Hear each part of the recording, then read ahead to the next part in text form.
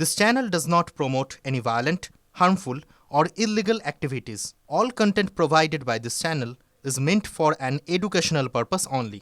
অশান্ত মণিপুরে এবার মন্ত্রী বিধায়কদের বাড়িতে হামলা। ইম্ফলে রাজ্যের দুই মন্ত্রী এবং বিধায়কদের বাড়িতে হামলার অভিযোগ। হামলার জেরে পূর্ব এবং পশ্চিম ইম্ফলে জারি কারফিউ। আগামী দুদিনের জন্য 7 জেলায় বন্ধ ইন্টারনেট।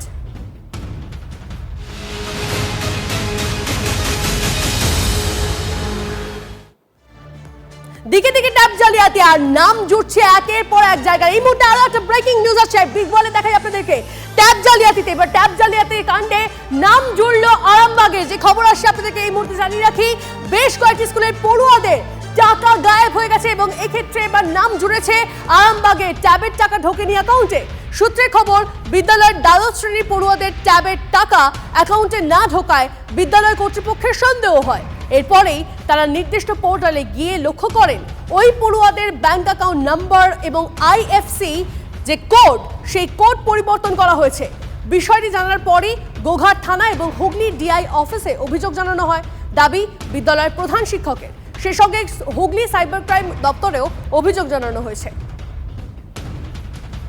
না পাইনি, আমরা স্কুলে যাচ্ছি, স্যারকে বলেছিলাম যে টাকা পাইনি, এই নিয়ে চেক করেছে, অন্য ব্যাংকে গেছে, সেই নিয়ে স্যার আবার ডেকেছে। না পাইনি।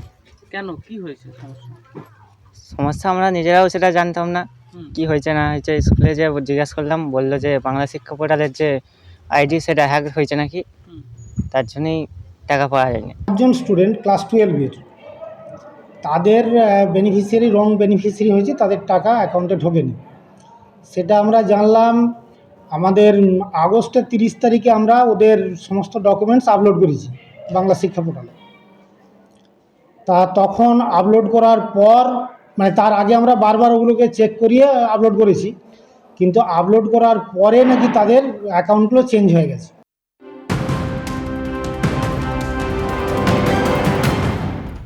এই মুহূর্তে আরো একটা খবর দিই আপনাদের। শহরে ফের আক্রান্ত পুলিশ। মালঞ্চের সামনে গন্ডগোল থামাতে গিয়ে আক্রান্ত ট্রাফিক পুলিশের এক ইন্সপেক্টর অমিত শাহ। সুশোভন আমাদের প্রতিনিধি আমাদের সঙ্গে রয়েছেন। সুশোভন, এত উদ্ধত্ত মানুষের কি হয়েছিল ঠিক ঘটনা? এত সাহস পাচ্ছে কি করেছে পুলিশের উপরই মানে আক্রান্ত হতে হচ্ছে পুলিশকে? দেখো, গতকাল রাতে রিজেন্ট পার্কে থানা এলাকার মালঞ্চর সামনে অমিত শাহ, যিনি সাউথ ট্রাফিক গার্ডের অ্যাডিশনাল ওসি, তিনি নাইট রাউন্ডে ছিলেন, অর্থাৎ রাস্তা একেবারে তিনি পরিদর্শনে ছিলেন।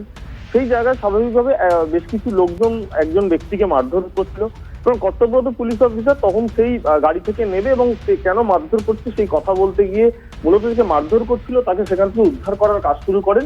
তখনই স্থানীয়রা সঙ্গে সঙ্গে তার উপর চড়াও হয়, বচসা হয় এবং তারপর বেধড়ক তাকে মারধর শুরু করা হয়। এবং তারপর অমিত শাহ সেখান থেকে মূলত যে ব্যক্তিকে মারধর করা হচ্ছিল সেখান থেকে যেমন তাকে রেস্কিউ করে এবং তারপর তিনি হাসপাতালে যান, তিনি নিজের চিকিৎসা করেন এবং ইতিমধ্যে রিজেন্ট পার্ক থানায় অভিযোগ দেওয়া রয়েছে। রিজেন্ট পার্ক থানা বিষয়ে তদন্ত করছে। বেশ নজর রাখো সুশোভন, ধন্যবাদ। মেরিনি যোগ্য প্রার্থী। রাজ্যের 2 বিশ্ববিদ্যালয়ে ফের উপাচার্য নিয়োগের বিজ্ঞপ্তি জারি। শিক্ষা দপ্তর সূত্রে খবর, রাজ্যের প্রায় সব বিশ্ববিদ্যালয়ে উপাচার্য নিয়োগ হলেও শুধুমাত্র 2টি বিশ্ববিদ্যালয়ে তা হয়নি। সে কারণেই ফের নয়া বিজ্ঞপ্তি জারি করল উচ্চ শিক্ষা দপ্তর।